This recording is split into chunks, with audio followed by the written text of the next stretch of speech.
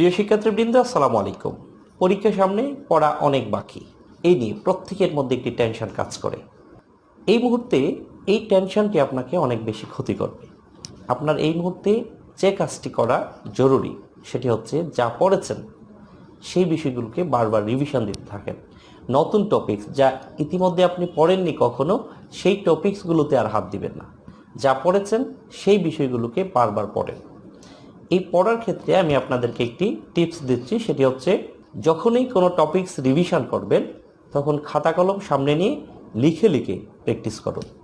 আর প্রয়োজনীয় টপিকসটি আপনি ইউটিউবে সার্চ দিয়ে যেই চ্যানেল থেকে এর আগে আপনি পড়েছেন, যেই স্যারের লেকচার আপনার কাছে ভালো মনে হয়েছে, সেই লেকচারটি আবার আপনি রিভাইজ করুন। আর কখনোই এই চ্যানেল ওই চ্যানেল বা বিভিন্ন চ্যানেল নিয়ে বিভিন্ন গাঁঠাগাঁটি করে যে কোন চ্যানেলে কোনটাতে খুব ভালো করে বুঝিয়েছেন, সেই এদিকে যদি আপনার মনোযোগ থাকে তাহলে আপনি শুধু বাছাই করতে করতে আপনার অনেক সময় চলে যাবে, আপনি টাইম লস করবেন। এতে করে আপনার মধ্যে আরেকটি হতাশা এসে কাজ করবে যে আপনি হয়তো অনেক কিছুই পারেন না। আমি আপনাকে বলবো, নিয়মিত ক্লাস যারা করেছেন তাদের প্রত্যেকের কমন আসবে। স্টুডেন্টদের একটি সবচেয়ে ভীতিকর অবস্থা থাকে যে পরীক্ষা হয়তো আমার কমন পড়বে না, কিন্তু আমার অভিজ্ঞতা থেকে বলছি, আপনাদের প্রশ্নগুলো সবসময় একদম সিমিলার কোয়েশন হয়, সহজ কোয়েশনগুলোই বারবারই আসে।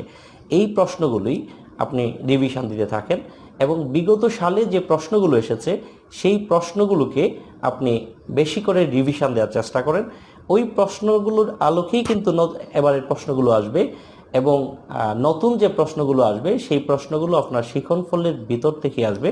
সুতরাং শিক্ষণফলটা যদি একটু ভালো করে ফলো করেন, শিক্ষণফলের যে টপিকসগুলো নিয়ে আলোচনা আছে সেই টপিকসগুলোকে আপনি একটু ভালো করে রিভাইজ করার চেষ্টা করেন। আর টেনশন, ভীতি এগুলোকে দূর করার চেষ্টা করেন। আপনাকে সবসময় ফ্রি অ্যান্ড ফ্রেশ থাকতে হবে। আপনার মাইন্ডে সবসময় আপনি পারেন, অনেক কিছু পারেন, এই কনফিডেন্স রেখে কাজ করতে হবে। আশা করছি এই পরামর্শটুকু আপনাদের কাজে লাগবে। সবাই প্র্যাকটিস করুন, ভীতিকে দূর করুন। আশা করছি সবাই কামিয়াব হবেন ইনশাআল্লাহ। সবাই ভালো থাকুন, সুস্থ থাকুন এবং সকলের মঙ্গল কামনা করছি। আল্লাহ হাফিজ।